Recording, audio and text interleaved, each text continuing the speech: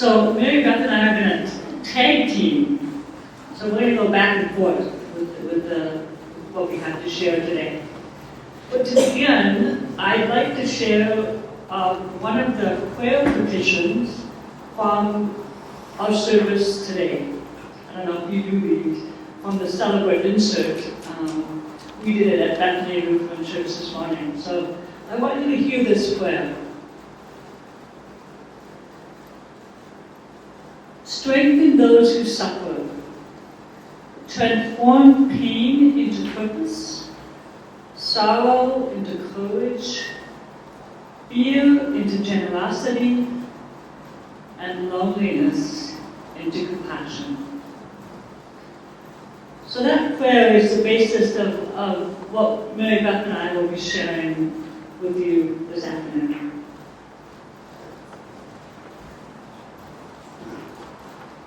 I met Mary Pete, that's what I call Mary. I met her in 1993 at a Lutheran retreat center in Minnesota. And I was serving on staff doing a whole year of volunteer work there. And she came on retreat as a seminarian who was in her last year of seminary.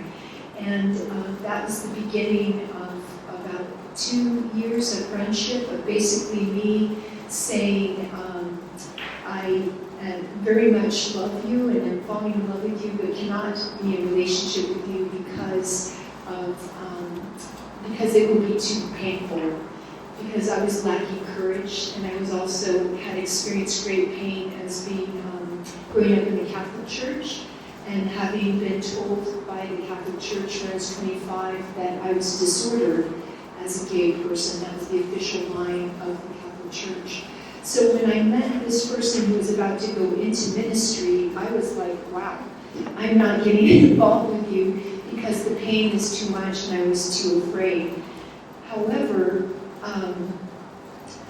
that changed. So for me, having met Mary Beth, it was a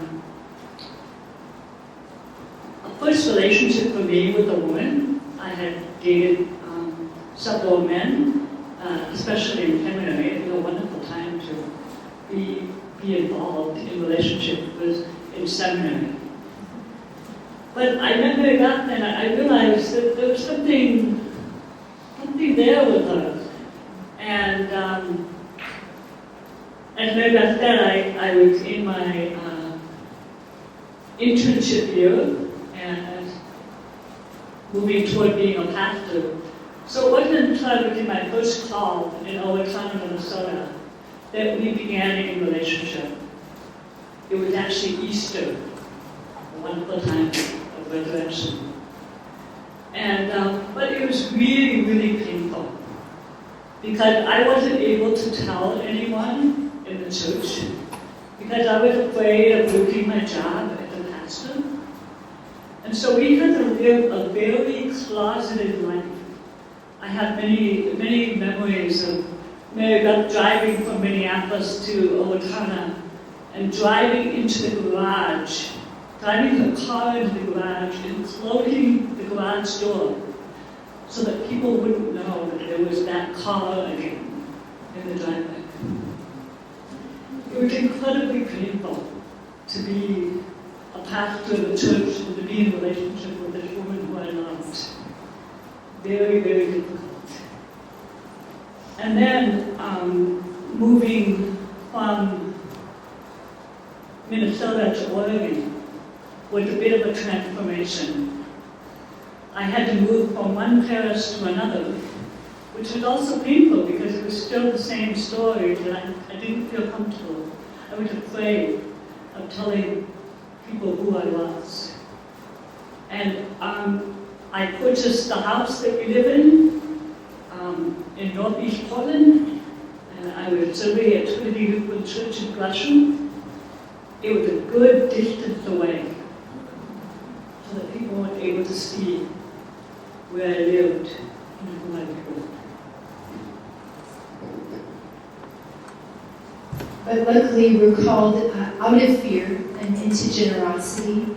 And part of my story of how I made that movement was I left the Catholic Church because I felt there was a lot of abuses that didn't allow for it to be a life-giving place. And in spite of many, many good faith communities that are Catholic, I'm going to say there are some really good ones, but there is that oppression that exists there that it became intolerable for me. And then I saw all these amazing Lutheran churches that, although they weren't accepting of all, they at least were having a dialogue, which had, at that point, was about 35 years old, of this journey together, having a national dialogue about sexuality, whereas where I was coming from, you couldn't even have a discussion because there was so much fear around talking about sexuality. So to see a church, even as as hard as it was for Lutherans to talk about it, that was an incredible testament to me of the Holy Spirit, of how the Spirit works. That just let's start dialoguing and let's see where that takes us and how the Spirit moves us. And what I saw that was happening was very powerful. So I became Lutheran, and then that led me actually a call into seminary, where I then eventually last year became a diaconal minister. But a lot of why I became Lutheran and went into Lutheran Church was because there was this courageous dialogue happening, that it mattered, and people weren't acting as if sexuality didn't matter. They acted as if it was important enough to have a conversation, even if the conversation was really painful or uncomfortable or divisive. And that says to me that you're willing to move from fear into generosity. And that was a huge witness to me by the Lutheran Church and why I became Lutheran. Mary Beth and I were so grateful to be part of the national gathering in 2009 when the ELCA chose to welcome and affirm those who were pastors, those who were gay and lesbians, to be pastors, to be who they were. It was an incredible celebration. And it opened the door. It opened the door for Mary Beth and I to have a commitment ceremony. We've been waiting for that. We've been waiting for the church. Something's not right with that picture. To have to wait for the church. But that's what we had to do. And so in July of 2010, July 16th, we stood before family and friends and committed ourselves to one another. I would do that over again 100 times. Maybe not. But me, I would, because it was a powerful experience of standing before those that we love and to say, this is who we love. We love one another. And to have the community love us and support us. There were people there that I grew up with, people who've known me all my life, and to have them love me for who I was, what an incredible experience. And this coming year, in 2015, we will be legally married, which will be a wonderful experience. It won't be a big celebration.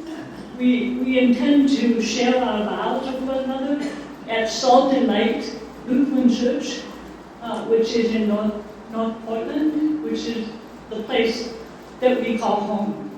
And we will exchange our vows within a church service, which will be wonderful. And have another party at the lake in Minnesota. So now moving from loneliness into compassion, I'm very struck by what you said, that churches really are about being a beloved community. And how do you say we're going to be beloved towards one another as a community that follows Jesus? You say to your children with the mark of the cross at baptism, you are a beloved child of God. We say that to each other when we're baptized. And so what does that mean to live that call out? How do we become a beloved community? Well, I would say it's not just putting the words up, all are welcome. Because because even churches that espouse that, but whose policies still are exclusionary, say all are welcome. I would actually even nudge you, encourage you to go maybe even a step further. And this comes from having talked to some gay people at my church, where we say all are welcome, but they're not really sure until they start looking around at mission statements and they're people on the margins are looking at you, at your buildings, for any clue that will say to them, not just all are welcome, but who is welcome and how. So they'll look very carefully at everything you put up because it means something. So this man told me just recently, because at my church, we say all are welcome, but then we have lots of really cool things that say how we are going to speak compassionately to one another. You know, all the things that you guys are doing today. And he said, that's how I knew I wanted to come into this church. And now that I'm hearing the pastor preach about inclusion, I know you truly mean it. But he said, you know what would have saved me some time? And I said, what? And he said, a rainbow.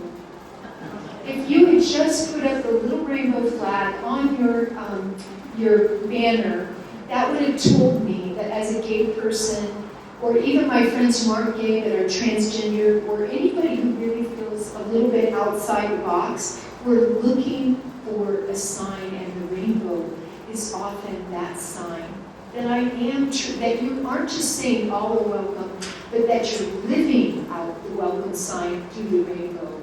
And I don't know if that speaks to any of you, but it did. It was kind of a challenge to me to say, oh, we've been walking the talk at our church, but even someone who's gay like myself still had to work. I made him work for it. I made him work to get in the door.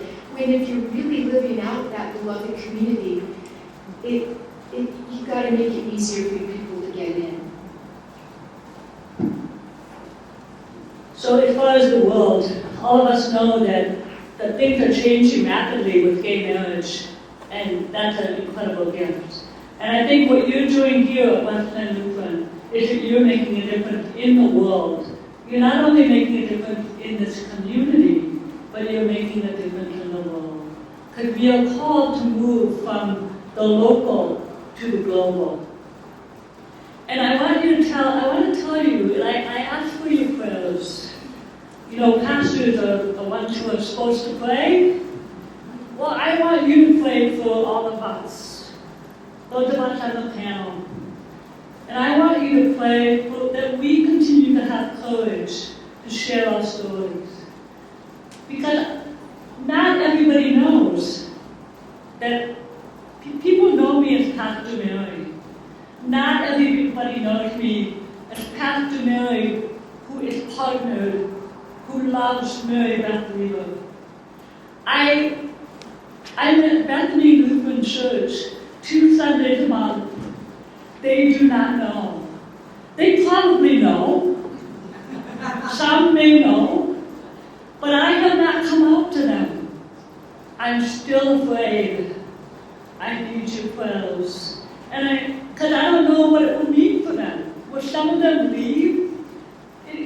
Because it's their church, their church for their whole life? I don't know. I'm protecting them.